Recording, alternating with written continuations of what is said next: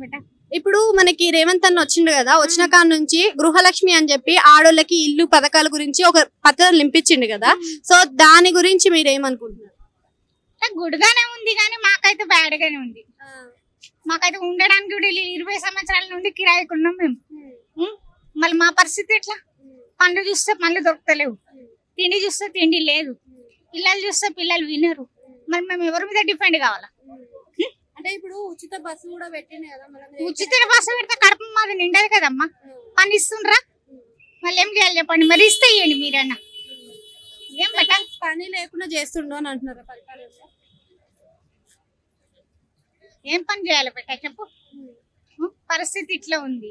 ఆరోగ్యం చూస్తే బాగలేదు, మందులకు చూస్తే డబ్బులు లేవు. ఎవరినన్నా అడుగున్నామా కష్టం అంటుండ్రు, ఉద్దరులు అడుగుకున్నామా కొట్లాటలకు వస్తున్నారు. ఎవరికైనా సాయం చేయమనాలా? చెప్పండి. సో ఇప్పుడు రేవంత్ అన్న రుణమాఫీ చేస్తా అంటుండు, ఇల్లు ఇస్తా అంటుండు, ఆడోళ్ళకి నెలకి వచ్చేసి 2500 ఇస్తా అని చెప్పి హామీలు ఇచ్చిండు. మరి వీటి మీద మీకు వస్తాయి కదా? ఏమీ లేదు బేట. ఉన్నాయంటే మీరు తీసుకుంటారా? మళ్ళీ ఏం చేయాలో చెప్పు? పరిస్థితి ఇట్లా ఉంది. ఆడోళ్ళకి ఏం మంచి జరుగుతుంది? ఏం మంచిగా జరుగుతలేదు బేట. మరి విద్యార్థులకైనా మంచి చేస్తాడంటారా? అదంతా ఐడియా లేదు మమ్మీ. ఎందుకంటే వాళ్ళ చదివే బట్టి, వాళ్ళ టాలెంట్ బట్టి వాళ్ళని తెలియాల. ఎందుకంటే మా టాలెంట్ బట్టి మేము చెప్తున్నాం.